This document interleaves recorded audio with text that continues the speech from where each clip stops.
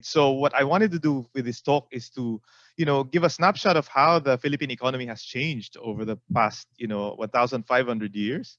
And then from there, try to look for the industrial heritage sites that will be able to tell future generations of how people from the past, made money, traded, created goods, sold them, because this is the story I think that many people need to understand. Earlier, it's the inclusive part of our heritage, and it's also what tells us, gives us directions of where to go in the future.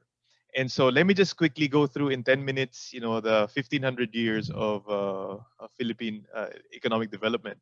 And so it all starts about a millennium and more ago, where in essence, most of our economic resources were driven by trade. Our forefathers created ships and vessels that sailed all around Asia and even discovering all the different Pacific islands.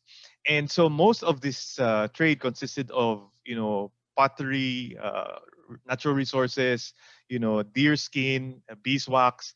And unfortunately, there's very little of this heritage left because a lot of it was built from wood. Although we are quite proud to say that the old balangays that have been dug up in Butuan that are relatively well preserved are still there on display. So this showcases the different kinds of boats that our forefathers used. These are now all located in our different national museums. And similarly, the pots and ceramics that were traded from Vietnam, from Asia, from China, from Thailand, they're many of them are on display in again our museums all over the country. So I think in this sense, it captures a lot of the heritage that we have. Next slide, please. But fast forward to the 1500s, as the Spanish colonizers arrived, the trade that we had expanded globally with the creation of this route between Manila and Mexico, which allowed for the Colombian exchange to happen in Asia, right? All the goods from Mexico and the New World would come here, the cacao, the chocolate, the tobacco, and of course, all the silks and cottons from East Asia and India all went the other way. And so this large trade in silver, in produce, in goods, is really one of the highlights of and the contribution of the Philippines to the globalization, where in especially through the Manila Acapulco galleon trade, this is quite a global achievement that the Philippines played a very integral role of. Unfortunately, despite the 200 years of the galleon trade, there's very little remnants today of this existing. Of course, we have the shipwrecks that are whose remains can be seen in the National Museum. We have a few markers. There's a few buildings in Intramuros that have that were used as warehouses from the past, and they're building a large new museum in the Mall of Asia for the ships. Okay, so next slide, please. And with the entry of the Spanish, we also have the establishments of the religious orders. So a lot of the new industries that came up during that time are the printing presses, the schools that were part of the conversion of the Philippines. So a lot of the old archived books might still be there. There's a new museum in Bataan that's promoting, a lot of these 15th 16th century prints that were come up, and of course you had the 400-year-old universities like Santo Tomas and Letran that could be shown as one of our first few new industries that were developed as the Spanish colonization period started. Next slide, please. And with the religious orders came, of course, the consolidation of lands for agriculture through the friar land holdings. And unfortunately, very few of the friar haciendas still exist. There's one in Manila, in Mandaluyong, which is now repurposed as the Don Bosco Museum, which I think was started in the 1700s. But unfortunately, a lot of these hacienda houses are not appreciated. In fact, the one in Makati, although I know that's of newer vintage, is actually it seems to be in the process of being demolished because of the fact that we fail to appreciate the offices and the spaces that were created by these haciendas. Next slide. So as the country wore on with the occupation of the British, what changed really here is the rise of the mestizo class. As the Chinese were expelled from the country, you had the takeover of the Chinese Filipinos and Spanish Filipinos that would start also creating these large land holdings themselves. So among the most prominent at the time was the land holdings by the Tuazon family under Son Tua, right, their main ancestor. But again, despite the fact that for the next 200 years, the Tuazon holdings would be the grandest. In fact, they were probably the richest Filipinos of the 1700s and 1800s. Many of these land holdings that would created Quezon City today in Marikina don't have any tangible heritage sites. In fact, the Tuazon home right there is actually a replica of one of their larger mansions from the 1900s. Next slide, please. And the other way that the country developed was also through the creation of the tobacco monopoly. The Spanish needed to find a way to maintain the solvency of the colony. And so they thought of the idea of requiring people to plant tobacco and then requiring them to sell it back to the crown. So this happened mainly in the northern part of Luzon. So we do still have a few remnants of of the tobacco monopoly and its descendant, the Tabacalera, Compañía General de Tabacos, which unfortunately has more buildings that are existing in Barcelona, Spain, rather than the Philippines, right? But at least we do still have some of the warehouses, like the one in Lawag, which has now been converted into a Ilocos Museum for that showcases the economic history of Ilocos Norte and the impact of tobacco growth. Next slide, please. And by the 1800s, right, Manila was open to foreign trade, and this is where you had the growth of the agricultural export economy, mainly sugar, but also with abaca, coconut. Iloilo in particular grew at this time, and so you still have some of the remnants of this in the haciendas in Iloilo and Negros, as well as the large customs house that you have here. And so, this is a good story of how we move from, providing natural resources to now selling agricultural products to the world. Next slide. And with the growing economy in the Philippines, you also had the start of an infrastructure development path for the country. The Carriedo Waterworks was created at this time. The electric company, the tranvías, the railways were all built during this period. You still have a few remnants of this, especially along the old Manila-Dagupan Railway, with some of these relatively decently preserved train stations.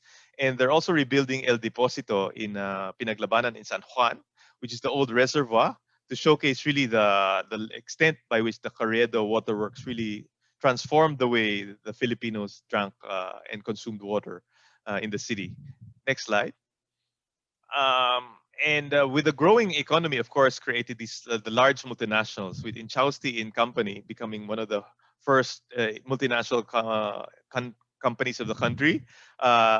Again, very few remnants of Inchausti and Company still exist. Unfortunately, Eco Floor Wax and Paints no longer operate, although some of their products like Tanduay Rums are still being produced. The Inchausti building in Iloilo has actually been converted into an industrial economic museum. And so it's an apt showcase of the remnants of these large companies that were very, very powerful at the start, especially of the American period. Next slide. And with the coming of Americans came a couple more industries. The first is mining. So I believe that there'll be talks also about mining today. So Baguio was really created as a summer capital and also helped promote the growth of gold mines all over the mountain provinces. And so a lot of these mines, including the oldest one from 1903 in Benguet, are still operational.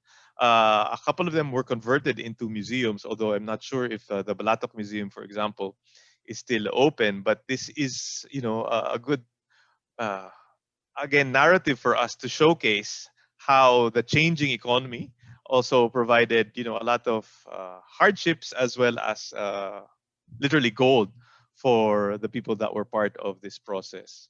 Next slide. With the entry of American capital came the American multinationals themselves. So many of these multinationals like Dole, Del Monte, Goodyear set up, large agricultural plantations. These were like self-governing, self-sufficient cities with their own houses and schools and hospitals. So a lot of these large plantations are still there. And visiting the large plants in Del Monte, we can still see some of the houses from the 1920s that were built to house, the officers as well as the planters of these large pineapple entities. Next slide. And as the Philippines became independent, we shifted gears, going from agricultural export to import substitution. So this is the creation of a lot of our new products like Radio Wealth, Surge, Philacor, Ismael Steel. Unfortunately, many of these companies no longer operate, but I am assuming some of their families and owners still would have either parts of the factory or some of the old products that we can still showcase in the future. It would be good to start cataloging these things. Next, yes, and apart from light industry, we also developed heavy industry, especially in the Mindanao, Iligan, Cagayan de Oro corridor, brought about by the cheap power by the Maria Cristina Hydro Plant.